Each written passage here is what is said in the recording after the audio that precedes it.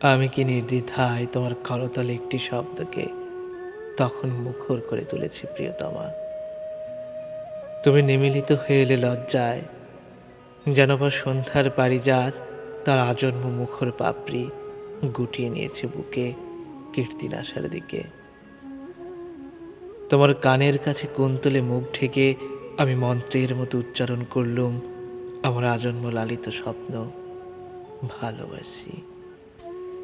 তুমি কেঁপে উঠলে যেন সঙ্গমের প্রথম শিহরণ কুমারীর।